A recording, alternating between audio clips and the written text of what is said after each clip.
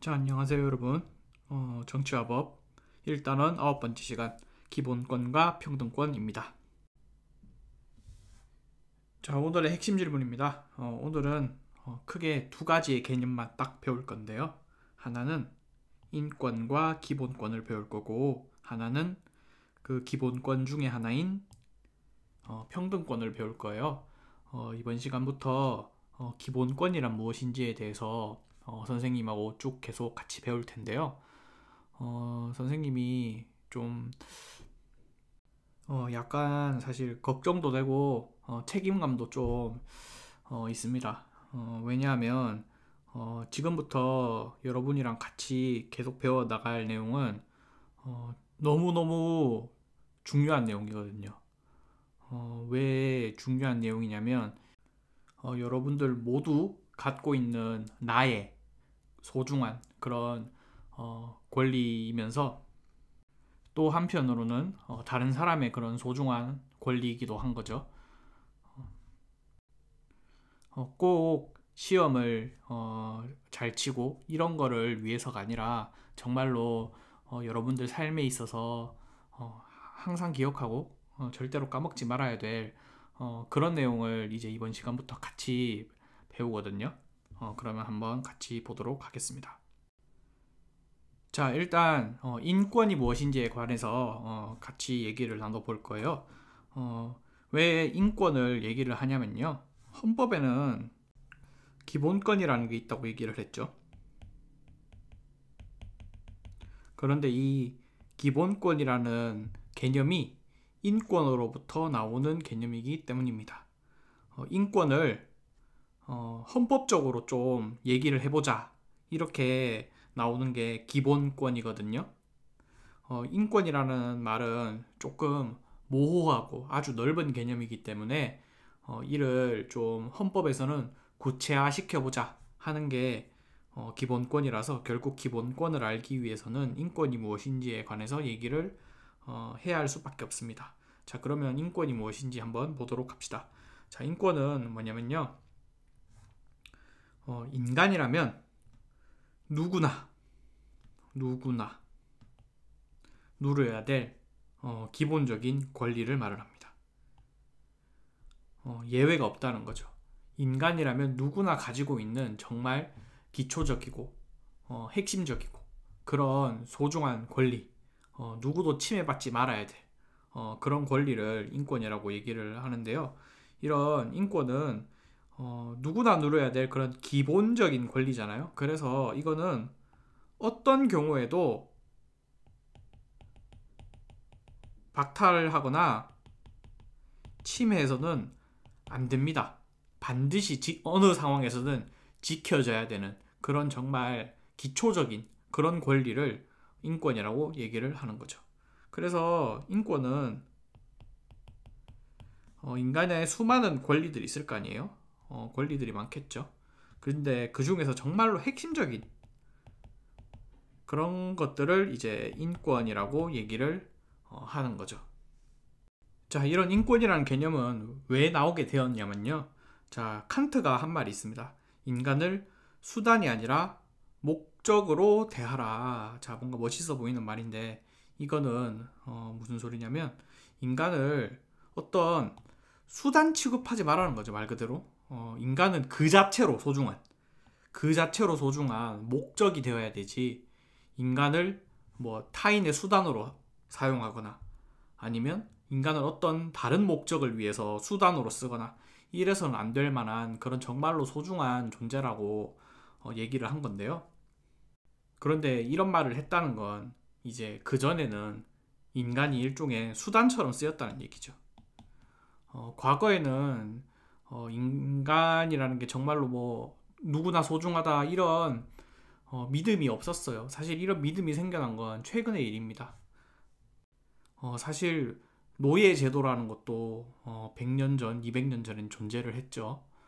인간을 누군가의 수단으로 썼던 겁니다. 그리고 1930년대, 40년대에 있었던 아우슈비츠, 독일의 아우슈비츠 수용소 있죠. 유대인들을 학살하고 그리고 우리나라에서도 위안부 할머니라든지 이런 정말로 그런 있어서는 안 될 그런 역사적인 참혹한 일들이 많이 있었죠.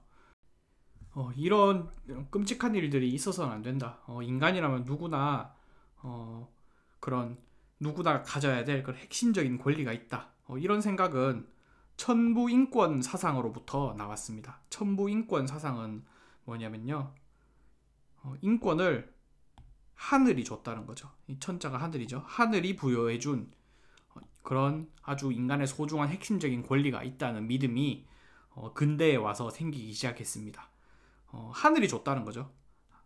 신 혹은 뭐 하늘, 신이 인간에게는 누구도 빼앗길 수 없는 그런 소중하고 핵심적인 권리를 줬다는 건데요. 자, 이렇듯 처음에는 어떤 좀 종교적으로 보이는 이유로 출발을 한 게 인권 사상이지만요. 그러면 신을 안 믿는 사람에게는 그럼 인권이라는 개념이 소용이 없냐? 당연히 아니겠죠. 인권은 왜 있을까요? 바로 사실 인간이 그 무엇과도 바꿀 수 없는 인간 한 명 한 명 한 명이 너무나도 소중한 존재이기 때문인 거죠. 자, 다음을 같이 보도록 합시다. 자, 이거는 이 시는 김보통의 아만자라는 웹툰 만화에서 나온 그런 어머니의 대사인데요. 선생님이 이제 이거를 만화를 직접 봤을 때 굉장히 슬퍼서 많이 울었었는데, 이 만화가 연재될 당시에 세월호 참사가 있던 그런 때였습니다. 그래서 선생님도 좀 기억이 생생한데요. 이 만화를 봤던 게, 이 만화는 이 암 환자가 암 환자를 잘못 읽은 그런 거예요. 주인공이 이제 20대 남성 암 환자인데, 어머니가 자식이 지금 병원에 있잖아요. 오랜만에 텅 빈 방 안에, 자식이 있던 방 안에 와서 자식의 그런 방 안에 걸린 사진들을 보면서 자식을 생각하면서 또 한편으로는 그 당시에 실제로 있었던 세월호 참사를 추모하는 그런 대사인 거죠. 그 어머니의 대사를 같이 보도록 하겠습니다. 자, 아가, 살아있는 곳으로 돌아오너라. 네가 없는 세상을 나는 견딜 수 없다. 네가 없는 삶을 나는 살 수 없다. 너를 사랑하는 것이 내 삶이다. 내 삶이 곧 너를 사랑하는 것이었다. 내 삶이 곧 너를 사랑하는 것이었다. 그러니 거짓말처럼 기적처럼 돌아와 내게 안겨 말해다오. 자, 어머니에게 이 아들은 어떤 존재일까요? 정말 그 무엇과도 바꿀 수 없는 너무너무 소중한 존재고, 그 아들이 곧 세상의 전부고 아들이 하나의 세계와도 같겠죠. 그런데 이 아들이 뭐 공부를 잘해서 혹은 뭐 내 말을 잘 들어서 이래서 내 아들이 소중하고 귀한 게 아니죠. 그냥 그 아들의 존재 자체만으로도, 존재 자체가 그 어머니에게 정말로 너무나 소중한 그런 존재라는 거잖아요. 자, 그 다음 작품도 하나 같이 보도록 하겠습니다. 윤영배라는 가수가 부른 선언이라는 노래의 가사인데요. 같이 보도록 하겠습니다. 자, 나는 비매품이라 나를 팔지는 않아. 언제라도. 나는 거부한 거야. 거절당한 게 아니야. 누구라도. 지금 이 순간은 여러 번 반복되는 게 아니야. 연애처럼, 다짐처럼. 나의 꿈은 나고 너의 꿈은 너고 우리의 꿈은, 주인공은 지금 여기. 자, 뭐 이런 노래 가사인데, 자, 이 노래가 선언을 하는 거죠. 그런데 나는 비매품이다. 팔 수 있는 게 아니라는 거죠. 값어치를 매길 수 있는 게 아니라는 거죠. 자, 그리고 나의 꿈이 나고 너의 꿈이 너고. 정말 인간은 그 한 명 한 명 한 명마다 너무나도 소중한 존재고, 그 한 명이 사실 하나의 세계와도 같죠. 지금 이 수업을 듣고 있는 여러분도 이 세상 그 무엇과도 바꿀 수 없는 너무나도 소중한 존재라는 거죠. 그런데 그 여러분이 어떠한 능력이나 혹은 어떤 쓸모가 있어서가 아니라 그냥 여러분이 여러분이기 때문에, 한 명의 인간이기 때문에 너무나도 소중한 존재라는 건데요. 돈이 많고 적건 간에 공부를 잘하건 못하건 간에, 성별이 무엇이든 간에, 나이가 많건 적건, 인종이 무엇이든, 건강 상태가 어떻든 간에, 능력이 어떻든 간에, 어떤 종교를 가졌든 간에, 뭐 여기에 더 수많은 것들이 들어갈 수 있겠죠. 수많은 것들이 들어갈 것이고, 그리고 여러분이 무엇을 위해 쓰여야 하기 때문이 아니라 그냥 여러분이 여러분이기 때문에 너무나도 다 소중한 존재라는 거죠. 자, 그래서 우리나라 헌법은 다음과 같이 선언하고 있습니다. 우리나라 헌법 제10조입니다. 모든 국민은 인간으로서 존엄과 가치를 가지며 행복을 추구할 권리를 가진다. 국가는 개인이 가지는 불가침에 기본적 인권을 확인하고 이를 보장할 의무를 진다. 자, 인간으로서 존엄하다는 거예요. 존엄은 정말로 소중하고 존중받아야 된다는 거죠. 그리고 그런 소중한 존재이기 때문에 행복을 추구할 권리를 가진대요. 이거는 행복 추구권이라고 부릅니다. 그리고 국가는 개인이 가지는 불가침. 불가침이라는 말은 뭐냐면 침범할 수 없다는 거예요. 그런 침범할 수 없는 권리가 바로 이 기본적 인권, 기본권인 거죠. 기본권이자 인권인 거죠. 그리고 그 기본권을 국가는 보장을 해야 되고요. 왜 이거를 국가가 보장을 해야 되냐? 우리 사회계약서에서 배웠죠. 국가라는 것 자체가 왜 존재하냐? 사람들이 자기의 권리를 보호하기 위해서 만든 사회계약의 결과물이 바로 국가기 때문인 거죠. 마찬가지로 독일 헌법도 이와 같이 선언을 하고 있습니다. 자, 독일 헌법 제1조는 처음부터 이랬던 내용은 아닌데요. 독일 헌법 제1조를 보면 인간의 존엄성은 침해되지 아니한다라고 선언을 하고 있죠. 사실 독일 헌법의 원래 제1조는 우리나라 헌법 제1조와 같았어요. 바이마르 공화국은 민주공화국이다. 이렇게 시작하는 이렇게 헌법 1조였는데요. 우리나라 헌법 제1조도 지금 대한민국은 민주공화국이다라는 거죠. 그런데 그런 나치 정권을 겪고 나서 독일이 헌법 제1조의 내용을 이렇게 바꿉니다. 국가가 무엇인지 선언하는 것보다 인간의 존엄성이 그 무엇보다 중요하다는 그런 선언이었겠죠. 나치에 대한 반성인 거죠. 자, 사실 앞에 말한 내용은 거의 모든 사람들이 다 동의를 합니다. 인간은 인간으로서 소중하고 그리고 인간은 기본적인 인권을 가지고 있고 여기에 대해서는 뭐 이거를 뭐 거부하거나 이러는 사람은 없죠. 그런데 하나 더 짚고 넘어가 봅시다. 자, 아까 인간은 인간이기 때문에 너무나 소중한 존재라고 그랬죠. 그런데 간혹 이 사람은 정말 인간인가 싶을 정도의 그런 정말로 나쁜 그런 사람들도 있잖아요. 범죄자 중에서도 정말 그런 악독한 범죄자들. 자, 이런 사람들도 인권이 있냐? 많은 사람들이 이렇게 의문을 제기를 하고 합니다. 일단 선생님 정답부터 얘기를 하면 그런 아주 악독한 범죄자라 할지라도 인권이 있습니다.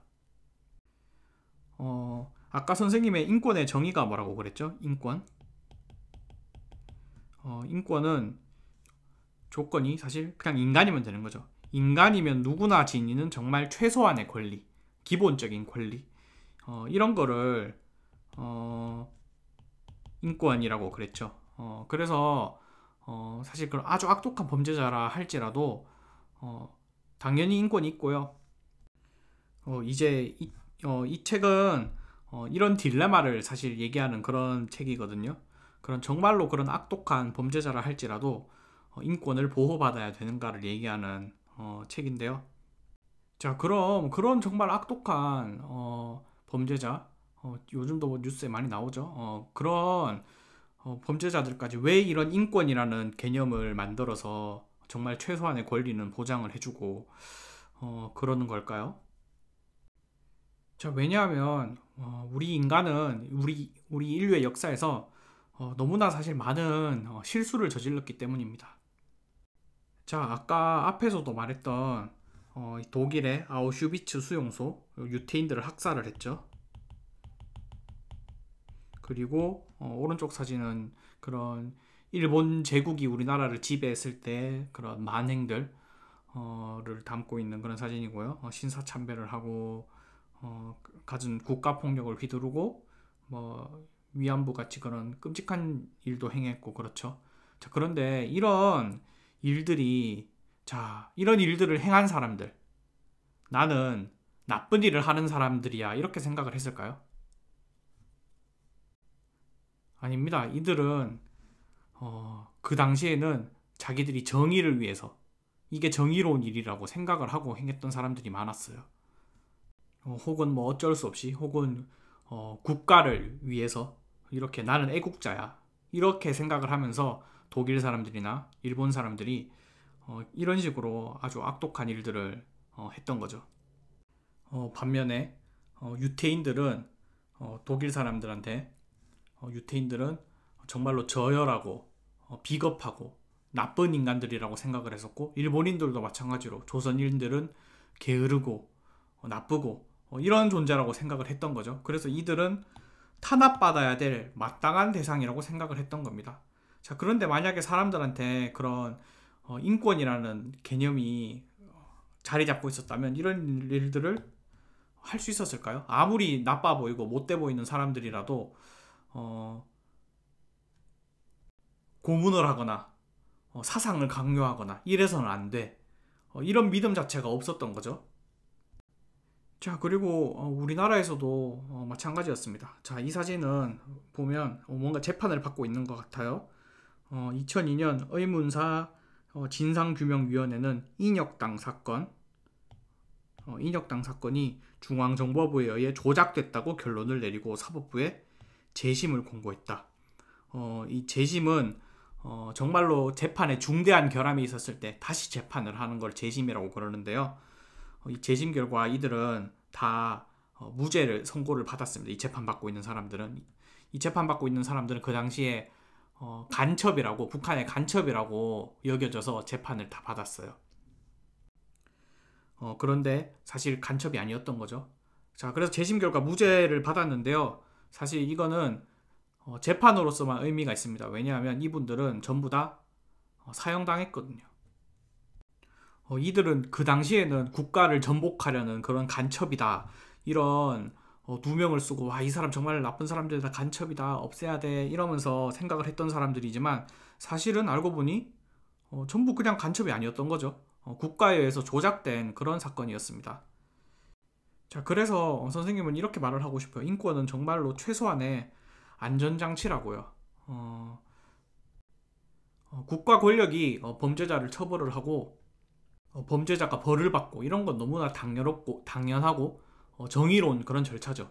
하지만 이런 인권이라는 최소한의 안전장치가 없다면 때로는 국가에 의해서 아까 봤듯이 국가폭력이 일어나고, 혹시라도 우리가 잘못된 판단을 내렸을 때 이거를 되돌릴 수가 없다는 거죠. 그래서 정말로 그런 아주 악독해 보이고 그런 범죄자라 할지라도 이런 최소한의 인권은 보장을 해주고 그런 법적 절차에 따라서 제대로 된 그런 처벌을 받는 것이 정의라고 선생님은 생각을 합니다. 자, 그럼 본격적으로 인권이 구체화된 기본권에 대해서 배워볼 건데요. 이번 시간은 딱 평등권만 배워볼 겁니다.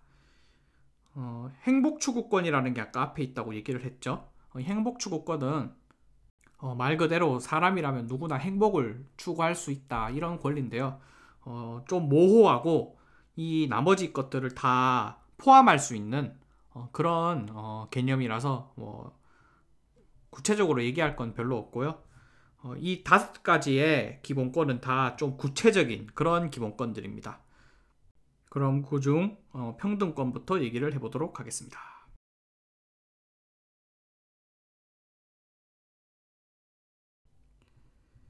자, 평등권은 말 그대로 평등해야 된다는 권리인데요. 어떻게 평등해야 되냐? 합리적인 이유 없이 국가로부터 불평등한 대우를 받지 않을 권리를 얘기를 합니다. 합리적 이유 없이 국가로부터 불평등한 대우를 받지 않을 권리. 여기서 평등하다는 건요, 절대적인 평등이 아니라 상대적인 평등을 얘기를 합니다. 절대적인 평등은 뭐냐면 그냥 다 그냥 완전히 똑같이 취급을 하는 거죠. 예를 들어 뭐 밥을 세 그릇은 먹어야 배부른 사람이나 아니면 밥을 반 그릇만 먹어도 배부른 사람한테 너희들은 앞으로 전부 다 하루에 한 그릇씩만 먹고 살아. 이렇게 얘기를 하는 게 절대적인 평등이고요. 상대적인 평등은 같은 것은 같게 취급하고 다른 것은 다르게 취급하는 평등을 말을 합니다. 우리 헌법이 말하는 평등하다의 의미는 이거인 거죠. 자, 그리고 형식적인 평등이 아니라 실질적인 평등을 추구를 합니다. 실질적인 평등은 뭐냐면요. 형식적인 평등은 말 그대로 겉으로는 평등하다는 겁니다. 자, 예를 들어 회사에서 면접에서 사람을 뽑을 때 성별의 차이를 두어서는 안 된다. 이런 규정이 회사에 명시되어 있어요. 적혀 있어요. 그러면 형식적인 평등은 일단 이루어진 거죠. 하지만 만약에 실제 그 회사에서 면접을 볼 때 면접을 보는 사람이 편견이 있는 거예요. 뭐 남성들이 일을 더 잘한다. 뭐 이런 편견이 있는 거예요. 그래서 면접을 볼 때 이제 누구나 지원을 할 수 있지만 막 일부러 남성만 뽑아요. 편견에 의해서. 그러면 그거는 실질적인 평등이 아닌 거죠. 실질적인 평등은 말 그대로 정말로 실질적으로 평등을 이루어야 된다. 그 실질적 법치주의, 형식적 법치주의 얘기할 때 그거 생각하면 됩니다. 그런 평등을 추구를 하고요. 자, 우리 헌법에서 얘기하는 평등은 같은 것은 같게 취급하고 다른 것은 다르게 취급하는 게 평등이다. 이렇게 얘기를 한다고 그랬죠.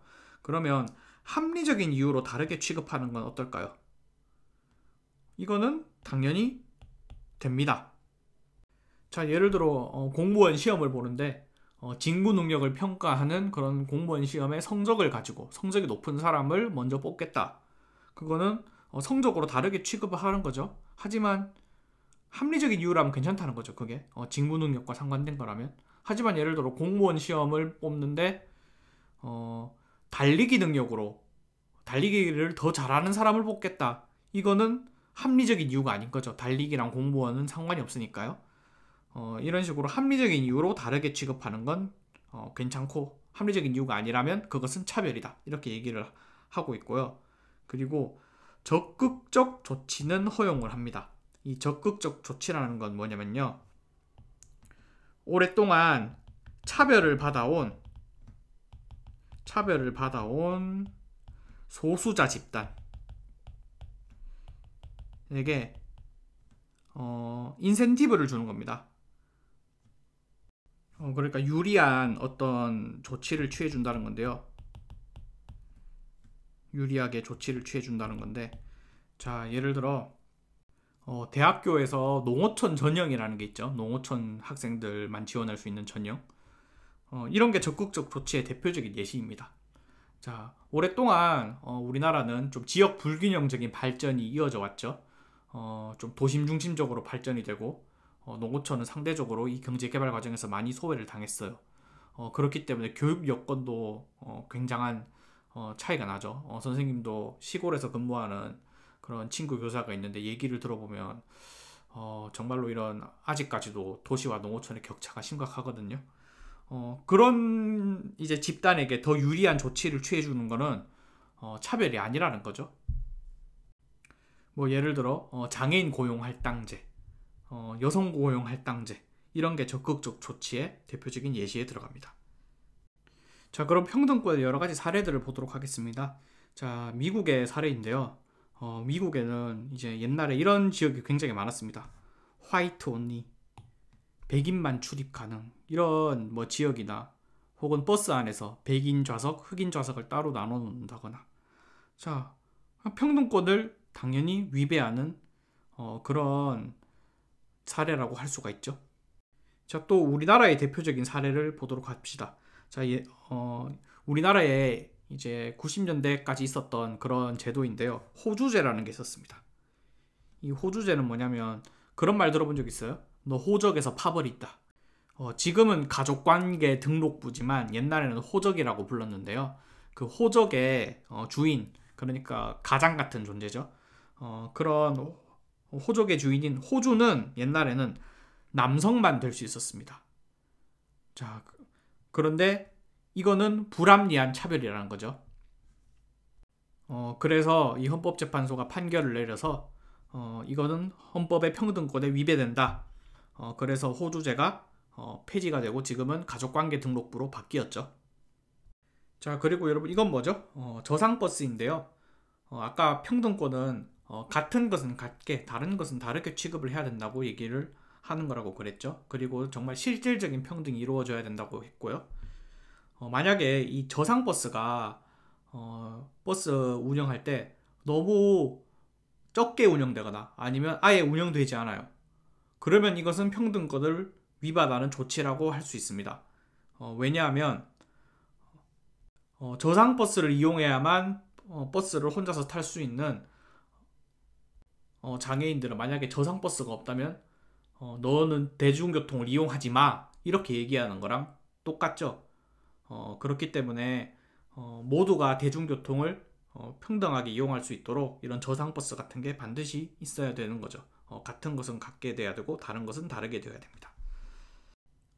자, 그리고 몇 가지 사례 더 보도록 하겠습니다. 자, 2002년에 어떤 수험생이 모 대학교 의예과에 응시했는데 동점자인 경우에는 연소자 어린 사람이죠. 연소자 순으로 선발한다는 규정에 의해서 불합격 처리되었습니다. 동점이었나봐요. 그런데 나이가 많아서 연소자가 먼저 뽑힌 거죠. 그래서 본인이 떨어졌는데, 자, 이거 평등권을 위반했다. 그러면서 헌법재판소에 헌법 소원을 내서 재판이 열렸어요. 자, 헌법재판소의 판결 어땠을까요? 이거는 평등권을 위반한 게 맞다. 이렇게 판결을 내렸습니다. 불합리하다는 거죠. 나이와 대학에서 공부할 수 있는 그런 권리는 상관이 없다. 그렇기 때문에 불합리한 차별이라서 나이로 차별하는 건 불합리해서 평등권을 위반했다. 이렇게 얘기를 했었고요. 자, 그 다음 사례 봅시다. 자, 어떤 사람이 내가 전과자였어요. 그래서 범죄를 저질렀는데 다른 사람들보다 같은 범죄인데 더 가중처벌을 당한 거예요. 그래서 전과자라는 이유로 가중처벌하는 이 조항, 평등권에 위배된다. 자, 이거는 헌법재판소가 어떻게 판결을 했을까요? 이거는 평등권을 위반하는 게 아니다. 합리적이라는 거죠. 전과자 같은 경우에는 더 반성을 하지 않고 또 죄를 저질렀기 때문에 더 가중해서 처벌받아야 될 어떤 합당한 근거가 있다는 거죠. 자, 그 다음 크레파스 색깔이 살색이다. 자, 한국표준기술원에서 여러가지 우리나라 제품의 표준 규격을 만드는데요. 그 표준 규격 중에 크레파스 색깔에 대한 규격이 있었어요. 그 크레파스 색깔에 대한 규격이 살색에 대한 규격이 있었던 거죠. 자, 이 크레파스 색깔이 살색이다. 우리나라에 한민족만 살고 있는 게 아니죠. 한국인이 한민족으로만 이제 이루어진 것도 아니고요. 그래서 그 외국인 노동자들이 평등권을 위반하는 게 아니냐. 이거는 국가인권위원회에 문의를 했었습니다. 국가인권위원회의 판단, 평등권을 위반하는 게 맞다. 이렇게 얘기를 한 거죠. 그래서 지금은 살색이라는 용어는 쓰면 안 되는 용어가 되어버렸죠. 살구색 이렇게 표현을 해야 됩니다. 자, 오늘은 기본권과 평등권에 대해서 배워봤는데요. 선생님이 이 평등권과 관련해서 꼭 하나 추천하고 싶은 책이 있어서 마지막으로 얘기를 하고 수업을 마치도록 하겠습니다. 자, 선량한 차별주의자라는 책인데요. 소수자와 인권을 연구하시는 교수님께서 쓴 책인데 내용도 쉽고 내용이 정말로 좋습니다. 이 평등권과 차별에 관해서 여러분들이 시간 날 때 꼭 한번 읽었으면 좋겠는데요. 만약에 선생님한테 현재 청소년들이 읽어야 될 책을 딱 한 권만 추천해 주세요. 그러면 선생님은 지금 이 책을 추천하고 싶습니다. 사실 앞에서 소개했던 여러 가지 사례들은 지금에 와서는 이거는 명확히 차별이다 이렇게 얘기되는 것들이지만 지금 현실 속에서 얘기되는 것들은 이게 차별이야? 이게 왜 차별이지? 얘기되는 것들도 굉장히 많거든요. 이 평등권과 차별은 굉장히 중요한 주제지만 선생님이 이 얘기만 하면 뭐 한 학기 내내 뭐 이것만 수업을 해야 되잖아요. 그래서 여러분들이 나중에 시간 날 때 이 책을 기억해 뒀다가 꼭 한번 봤으면 좋겠고요. 자, 그래서 오늘 배운 거 정리를 해보도록 하겠습니다. 자, 일단 인권. 인간이라면 누구나 누려야 될 그런 권리, 최소한의 권리. 어떤 누구도 박탈할 수 없다고 그랬죠. 그리고 이 인권이 헌법적으로 얘기되면 기본권이라고 부른다. 그 기본권은 이런 게 있는데 이번 시간은 평등권을 배웠습니다. 평등권은 국가로부터 국민이 불합리하게 차별받지 않을 권리를 얘기를 합니다. 그 말은 실질적인 평등을 이루어야 되는 거라고 그랬죠. 네, 그럼 오늘 고생 많았습니다.